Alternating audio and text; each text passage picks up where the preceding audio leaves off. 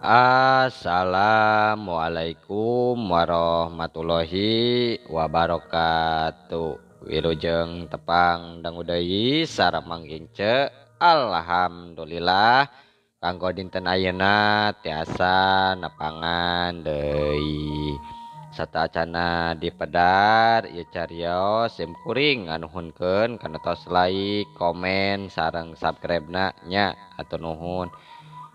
Atuh di mana wae ayana mugia dipaparinan kasehatan sareng digampilkeun dina milari rezekina amin. Masih nyarioskeun akibat muja ka jurig bagian ka 44 ieu karya Mang Nyalira sanaos pasajan oge mudah-mudahan janten hiburan. Kumaha lajengna ieu cariyos mangga urang kawita.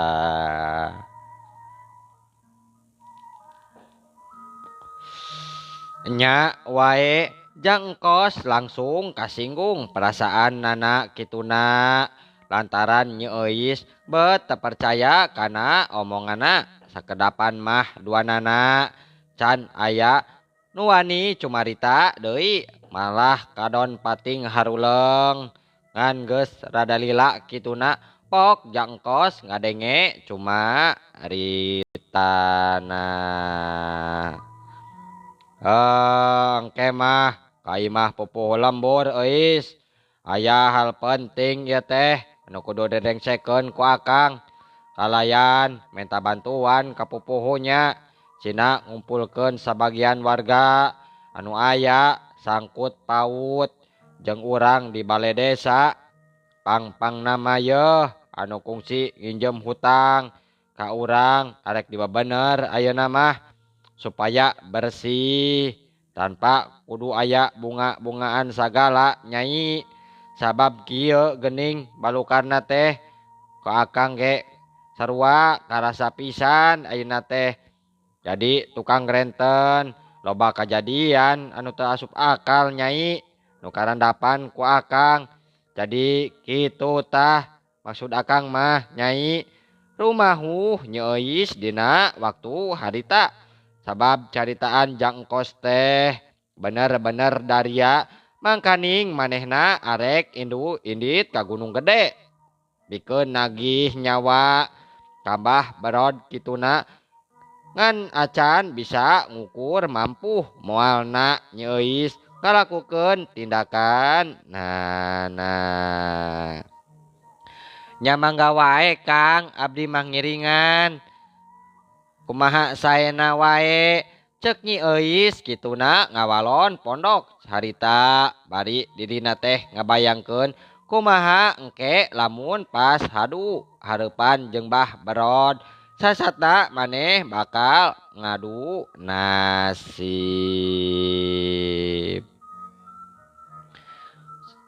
Urang ayeuna nyaritakeun Mbah Berod nu keur dibayangkeunna harita keur nyang hareupan parukuyan bawiri bibirna gagerenyeman jiga nu keur mapatkeun jangjawokan parat mapatkeun jangjawokanana beledag aya anu ngabaledag diuk ngabelegedeg diuk sila di hareupeun Mbah Barod hiji makhluk anu lain bae pikasieun tapi matak pi kagilaeun nu nempokeun nana.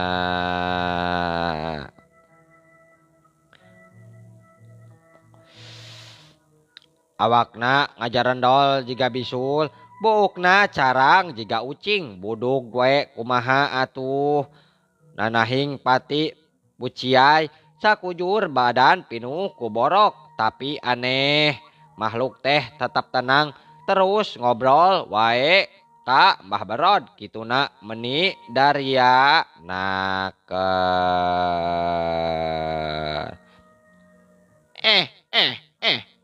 Bag ea lantung euy dewek teh deuleu ngahaja ngulem ka Andika ka dieu sabab aya pancen khusus nu kudu euy dilakukeun ku Andika.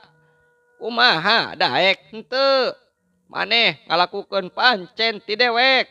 Si lantung sirahna rada carang ku bulu katara kulit anu semu beureum jiga kulit anak beurit. Si lantung siluman meong kituna salaku palatukna Mbah Berod hiji patalukana Mbah Berod teh siluman tukang nebarkeun panyakit. Kumaha aki-aki pancen naon wae anu erek ditugaskeun ka dewek euy. Hahaha. Maneh kudu euy nyebarkeun panyakit budug ka unggal pilemburan euy. Jalma kabeh kudu ngarasakeun ateul anu pohara ateulna deui jeung pareurih kulitna teh euy sina barorok budug. Kumaha lantung?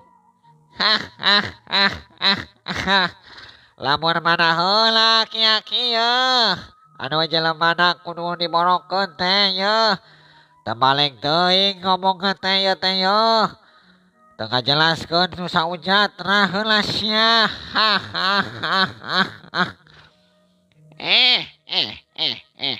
Yeuh dengekeun deuleu lembur-lembur anu kudu kumaneh euy ditibanan panyakit budug teh nu aya deuleu di ujung kulon lolobana welasan lembur eta teh sarta antara 11 lembur aya hiji pasantren gede anu katalahna pasantren Al Hikmah euy nu dipingpin ku si Halimi musuh aing ta teh.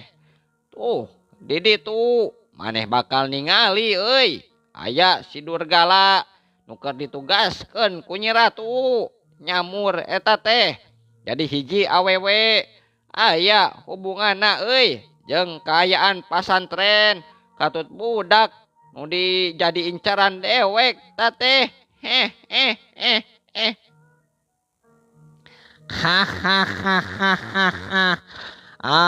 Gitu tapi kuring teh kudu asup ulahnya kan itu teh ka pasantren pikeun napakeun penyakit ateul jeung budugnya ka unggal santriwan santriwati katut moal hiji budak anu jadi kencaran aki kitu lain aki-aki euy.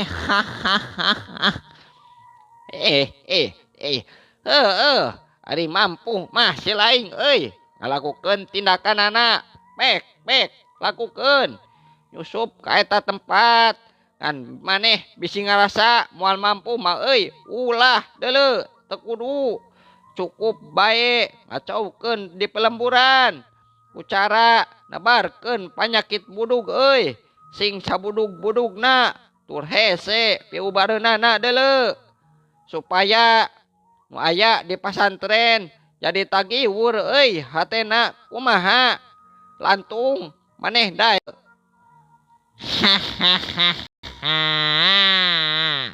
Siap siap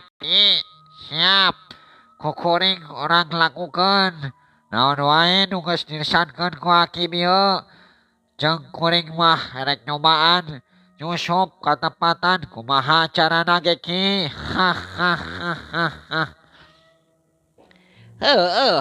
Jug euy geura indit sia ka ditu tong diengkekeun deui deuleu leuwih gancang leuwih hade lantung. Bangga kuring ayeuna rek indit.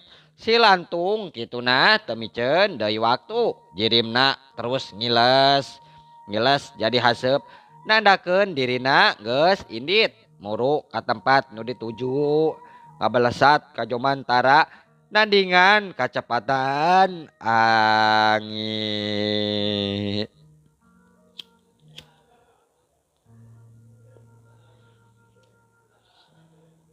Caturkeun di pesantren Al Hikmah harita wanci isuk teh kurunyung aya saurang anu datang hiji awewe anu mangrupakeun Nyi Euis padahal mah eta si Durgala alias si Buta Hejo nya kunyi blorong teh geus dibere ilmu Pak nyalimut raga nu sampurna keur bisa nyampurnakeun ilmu malih warnina anu didungakeun anu digunakeun ku si Durgala alias ku Buta Hejo supaya panyamaranana teu kapanggih ku aurana Mama Kiai Halimi. Eta harita teh aya 3 santriwati nepungan Asep nu aya manehna diajak ngobrol ku Mama Kiai di bale-bale. Eta 3 santri teh memang gareulis rupana umurna teh moal jauh ti Asep. Mama di ditu di rohangan tempat kanggo laleson aya hiji istri Mama ngangenkeun jenenganna euis cenah mah wargi Kang Asep saur santri wati kituna bari diuk rengkuh payuneun Mama Kiai Halimi sarta nunjuk ku jempolna ngarah ka tempat paranti istirahat rada kahalangan ku kobong awewe.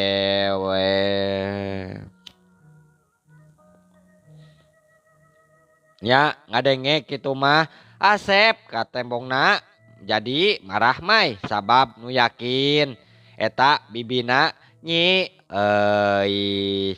Alhamdulillah pun bibi sumping Mama. Alhamdulillah pun bibi sumping. Aduh tosono ka bibi tosono cek Asep kituna teh.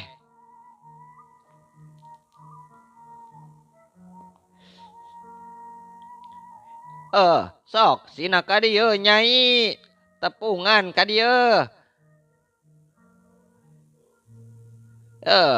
Alhamdulillah geuning bibi hidup teh aya datang Asep hayangeun meureun tepung jeung hidup saur Mama Kiai Halimi kituna bari ngusapan buuk Asep. Mangga Mama mangga salon santri wati kituna undur bari kituna teh undur kabeh nya Mama Kiai imut deui meuni ngagalenyu milu bagja. Asep akhirna mah bisa tepung jeung bibina keluarga nu nyesa ngan hiji deui.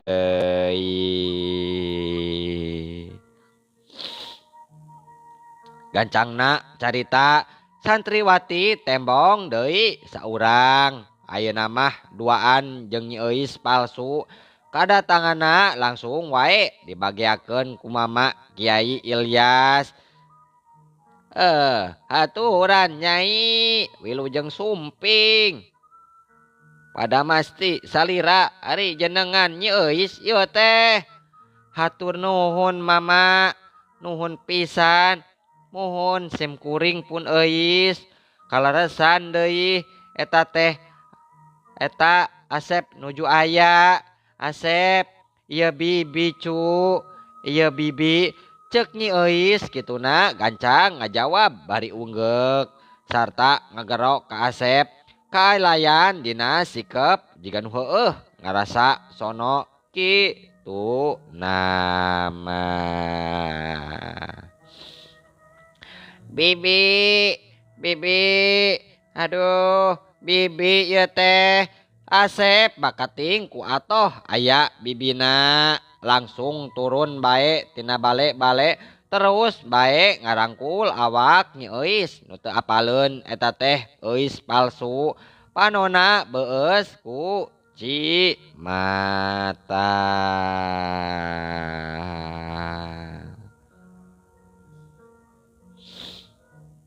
Jiga nu nya wae Nyi Euis palsu males rangkulan Asep sarta ngusapan buukna nuku rasa kadeudeuh tapi hatena mah lain deui hatena mah ngomong sorangan.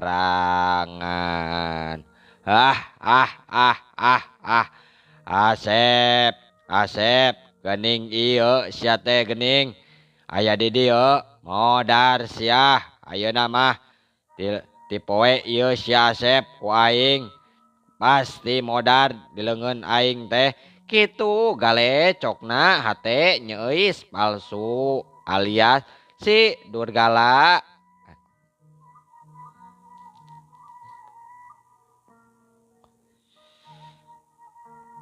Mama Kiai teh saeutik oge teu ngarasa aya nu aneh tina aura nyeuis palsu saking ku lantipna panyamuran Durgala alias nyeuis harita dibantuan ku Nyi Bloro.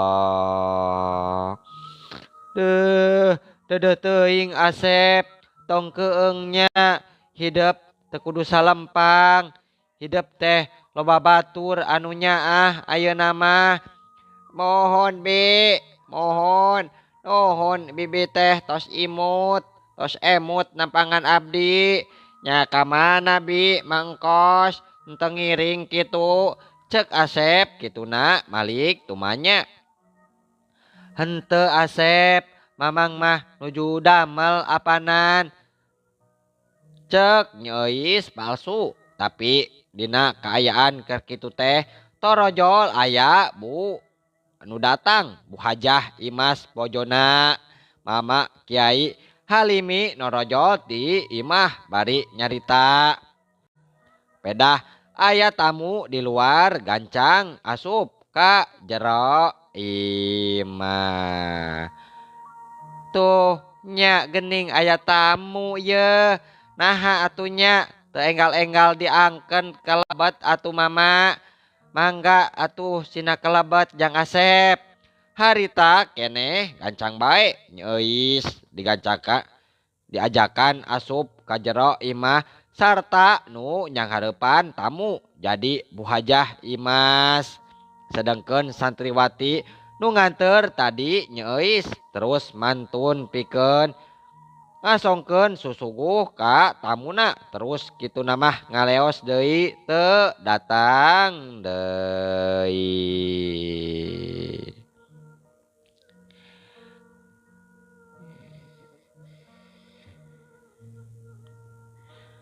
Ai nyeuis kajang Asep teh alo pangintennya muhun leres pisan Bu Hajah kalasan abi teh raina mamahna Asep ngahaja sumping ka dieu kumargi hoyong tepang sareng Asep.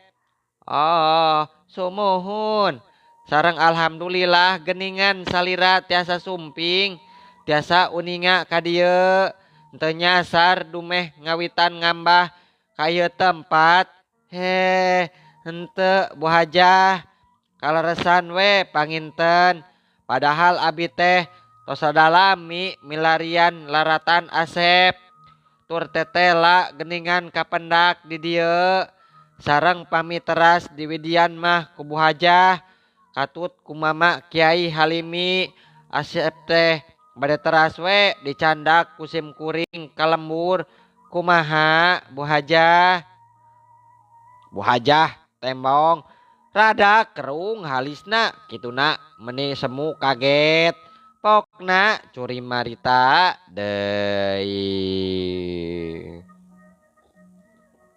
Ari sawur ibu mak ieu teu kedah dicandak jang Asep teh nyai karunya margi di dieu ge nembe pan dipeuseuh murang kalih teh tina sagala rupina ngaos sareng sakolana di dieu diteraskeunana kitu nanging abi teh duh tos gaduh rencana bade ngalihkeun Asep sakola di lembur sagala rupina janten janten tanggal waler abi salaku keluargina cek Nyi Euis palsu ngomong kitu teh sorot panona jadi semu hurung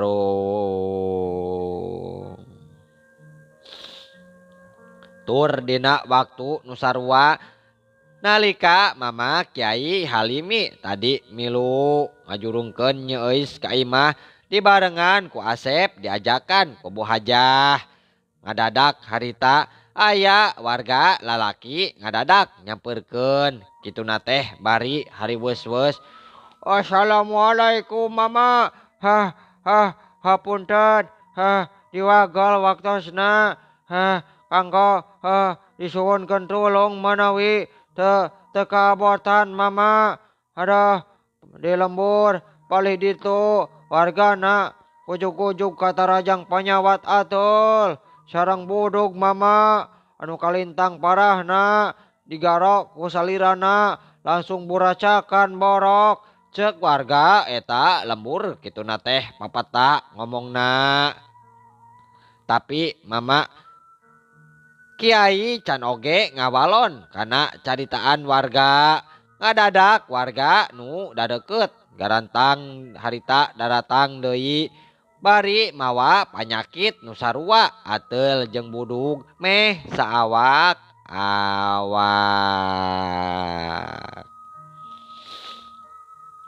Dina dahan nu lega mangrupa lahan utama pakarangan Kobong. Jadi loba jalma nu ngadenge pating araduh pating aralah wae lalaki awewe kolot budak bari gegetret kana awakna anu jadi budug kabeh jeung borok bari getihan.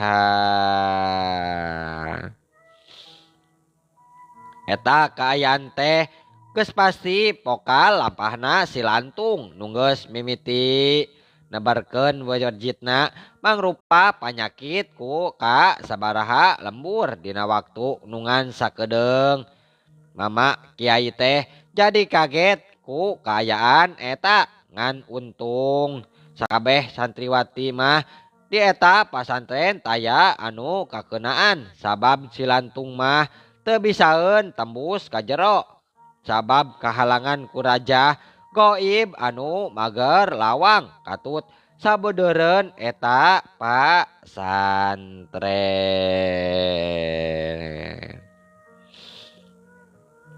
Aya wae nya si lantung cenah mulai.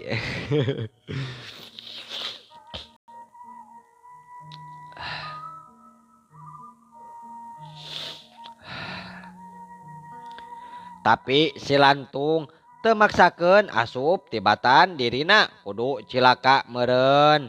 Antukna mah si lantung kabalesat jirimna nyerang wae ka lembur-lembur sejen anu gering ateul jeung budug saterusna mah. Sanggeus dipancen Mbah Barod beres langsung ngalasa manehna gancang ngabalesat ka Gunung Gede kabejakeun hasil pagaweana ka Mbah Barod. Mama Kiai Halimi jeung para santrina jadi tagibur sabab ngadon loba jalma nu daratang dina kaayaan bari mawa panyakit nu menta tulung kabeh teu malire dina kaayaan di jero imahna. Nya pami kitu mah nyai pamaksadan nyai teh mangga tapi kedah dibandatenkeun heula nya sareng caroge ibu nyaeta Mama Kiai sareng kumaha Jang Asep salajengna ieu teh na bade tetep deui di dieu atanapi bade ngiring ka tuang bibi cek Ibu Hajah Imas kituna ngareret ka Asep. Asep mah betah di dieu ibu betah sarta pamit tiasa mah bibi teh ngawidian we tak kedah ngajakan Asep mulih kusabab waktosna seep bibi enjing wae nya. Aduh mohon nya waktosna cenah kabujeng seep insyaallah enjing atapi pageto tiasa dilajekeun deui dina seri ka-45 nya. Pangking ce ngahaturkeun wabillahi taufik wal hidayah. Wassalamualaikum warahmatullahi wabarakatuh. Cah.